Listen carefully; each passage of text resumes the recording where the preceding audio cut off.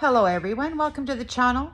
I've got a few messages for you over the last few days and I will share them with you now. On June 20th, 2025, these narcissists were saying they got it back.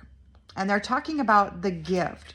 The gift is the High Priestess Empress Star, the revitalizer, the rejuvenator, the transmuter of death energy, and also the one who brings forth life. I heard someone off in the distance say, yes, they had success with something. Now, I had a vision of a mother's pregnant belly, and the belly button had popped out. Now, when a mother is building a flesh suit for a spirit or soul, she's working in the dark. She's alchemizing darkness. She's got little explosions and all kinds of stuff going off inside of her. So she's birthing something. And then I heard a younger masculine say, something magical is happening. And then the curator was talking, and her head popped out. So it's like there was a magical thing of a birthing. A feminine was calling forth, it looks to me like one of their own. And they called her forth in a birthing, and her head popped out, and then they snatched her, they nabbed her. So one of these masculines said to the curator, all of the garden. They're still talking about needing a relationship. It's like they have to stay out of the garden. They can't have anything to do with the garden. The Egyptians, I believe, are reclaiming all of the garden.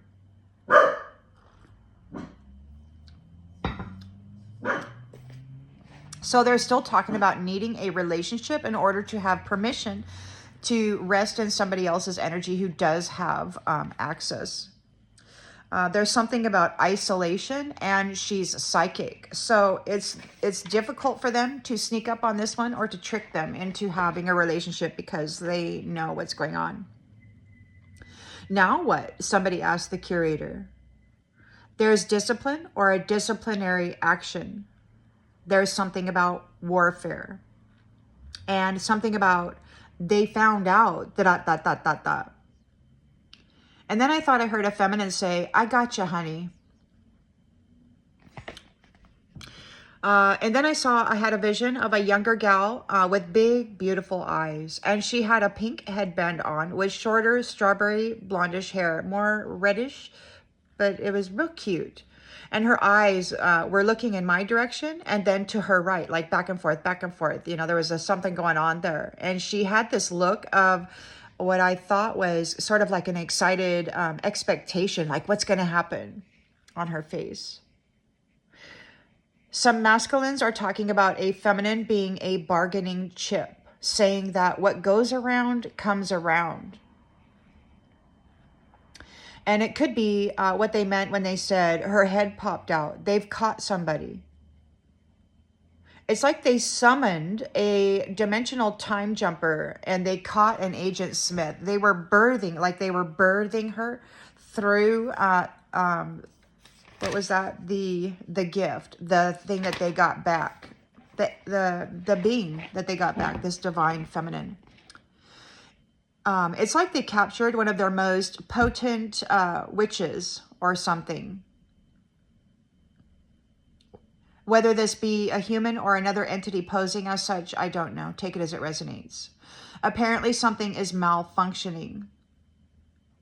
And before that, someone was saying more caps than anybody. Now, at first I thought this was teeth. But when I looked up the phrase more caps than anybody, it pulled up soccer. And a cap refers to an appearance in an international match for a national team. It's a way counting how many times a player has represented their country at senior level. Each time a player participates in an international match, they earn a cap. So that's what's been going on here. There's been a lot of challengers and a lot of these games, these international matches. They're really upset because who's got the most caps right now seems to be, in their terms, somebody that they view as a peasant. They don't walk around in fancy clothes and broad-billed hats and high heels, you know, presenting themselves with the air of royalty, darling. They're an average person with great magnitude within them. There have been competitions going on in the astral realm, fights between international power couples. I feel this phrase represents their wins rather than soccer matches. Somebody said, defeat? No. And there's something about sabotage. So these ones have experienced a defeat. Whoever this entity is that was called forth in a birthing process was captured, and now there's defeat. There's something about suicide. Whatever he says, one of these masculines said. The curator is talking about somebody who is innocent, but she's terrified. And he's been talking about this one for quite some time. He thought that maybe she would be the one to make true his prophecy. There are two prophecies. And the prophecy that is playing out is with somebody who is the exact opposite of the one he was expecting to come and save him and his family. Now, his job was to bring together transgender families. And in the astral, before all of this, while I was still in suffering and informational gathering mode, I would go to these places where these transgender males were actually prostituting young human virgins in the spirit, forcing them to serve multiple men at once. They threatened to do that to me. And when they were said, hey, come introduce yourself, they said that they would do that later. So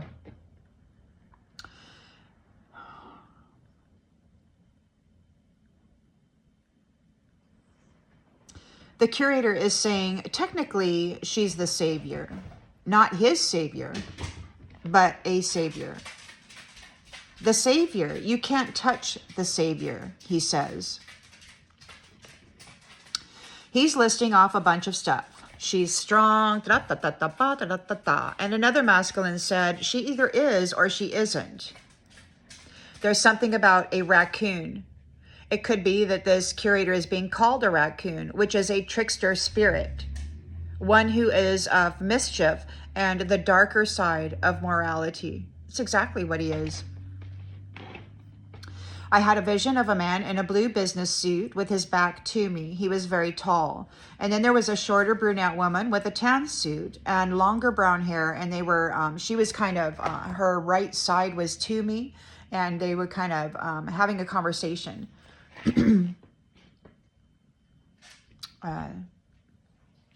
Making plans. It sounded like somebody said, I'm melting. So I'm melting means extremely hot and uncomfortable. It's feeling ashamed and embarrassed. It's overwhelmed by strong emotions. And it's also the death of the Wicked Witch of the West, caused by Dorothy throwing water on her to extinguish a fire. Take it as it resonates. One of them said, we're taking good care of ourselves.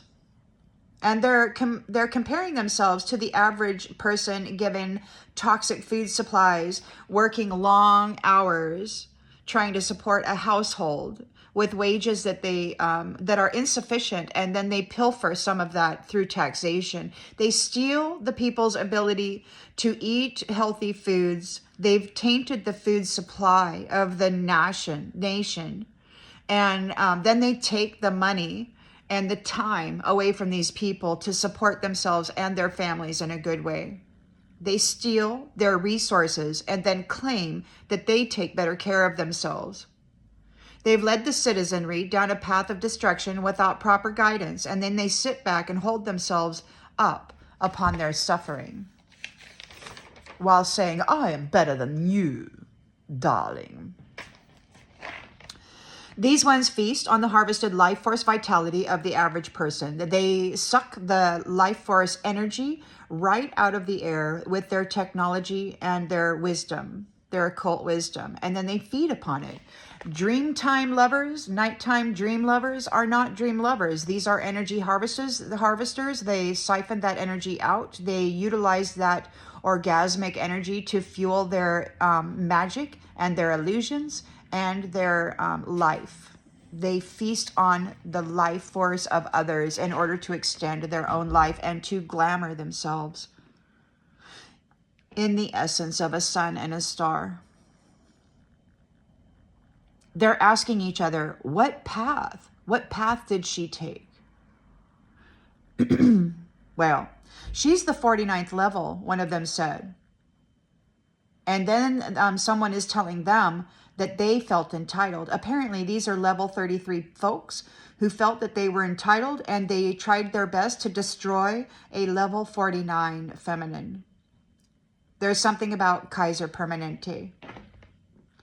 Everybody is in an uproar. They want to know what this 49th level feminine and her person stand for. They're getting dressed, having emergency meetings. There's lots of talk. Everyone seems to be a little or a lot anxious. There's something about 8 ounces first thing in the morning. Now, I don't know if this is a vampiric entity drinking 8 ounces of some kind of elixir. It's some kind of elixir, some kind of life prolonging or beautifying or strengthening elixir that is only available to these pompous little asses. And they go around and tell everybody how well they take care of themselves without offering the same thing to others. The wisdom or the ability, because like I said, they work everybody. Both parents of a household have to work sometimes multiple jobs in order to support that household and the child. And then the child grows up without proper guidance. And these people run around gloating and bragging about how much better they are. So these ones are trying to convince another that they take better care of themselves than this person who has more caps than anybody.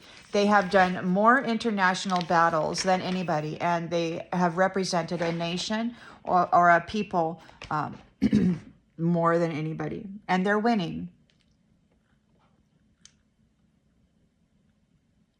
They're really upset. They want to convince the hierarchy, the upper dimensional realms, that they take better care of themselves than this winner who is operating out of a toxic situation, doing their best with the adaptogens in order to maintain homeostasis in their body and in their mind. And they've risen through the ranks and they've done whatever is necessary. And these people are very upset because their elixir that they take every morning hasn't turned them into this winner.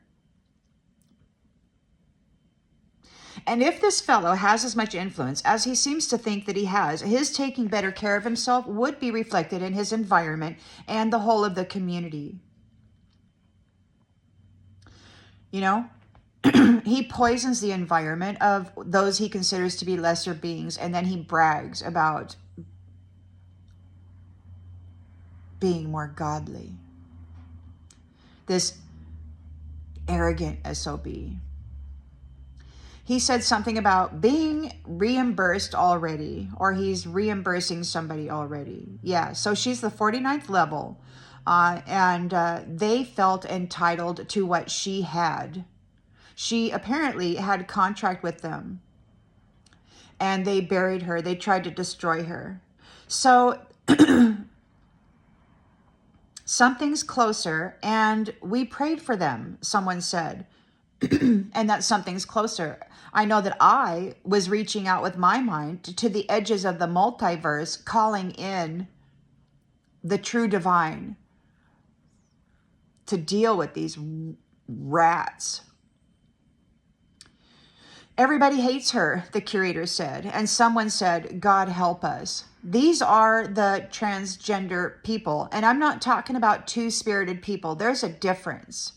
There's a difference between those who are two-spirited, loving, very sacred and connected people to source, creator. And there's a difference between them and these particular transgenders who are trying to eliminate the mother, to decrease her to the status of servant and birthing person who doesn't really matter. There's a difference. Those who wish to prostitute the mother and her beautiful virgin child, her feminine children, and her sons. You know, they do horrible things to the boys when they're young, and then they grow them up to be girls. They really came after a soprano, a level 49, a higher dimensional being. So she is 49 levels of holiness, and these ones are 49 levels of impurity. Their redemption was a divine act, and they tried to destroy their Redeemer.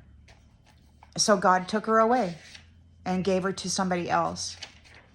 They got her back, is what they're complaining about. They got her back. Yes, they did. The Most High took her from them, and it's like they tried to destroy their Redeemer, so they've lost their Redeemer. And they will never, ever, ever find this other one that they think is going to fulfill their prophecy. They won't ever find it. This is the end of their experience with batteries. I had a vision of a grassy field. The grass was cut real short, and out of nowhere, a mirrored door opened up, and a man in a suit and a hat stepped out. There seems to be people coming from all sorts of spaces and places throughout different realms and dimensions. Somebody said he's going to take his chances, and he's going to do something in public. That was what I had for June 20th. On June 21st, there was something about being obedient. And the rest of the recording kind of failed. I couldn't get anything out of it. I had over 3 minutes of recording on that day, but I only got that part. But I do remember that one of those parts was that Jared has collapsed or fallen to the floor. So take that as it resonates. Jared has collapsed onto the floor. So June 22nd, which is today, something about a college woman. And then there was a song. I don't know the lyrics, but it's, I spent my whole life loving you, or something like that. Okay? Somebody wants to spend their whole life loving you, or they have, or they will. Then there's something about other gates. So the vision of that one, that mirrored door opening up in the middle of that field, and there's something about other gates. It sounds like their portals or their interdimensional gates or doorways are being affected somehow. They're looking for other gates. They're wanting to get out of town or something. The gate that they had normally been coming in and out of has been destroyed. They're looking for other gates. They're talking about free will. Free will. These ones have been driving the minds of the people. They've been getting into the consciousness of people, and they've been driving their minds. For example, toilet paper fights.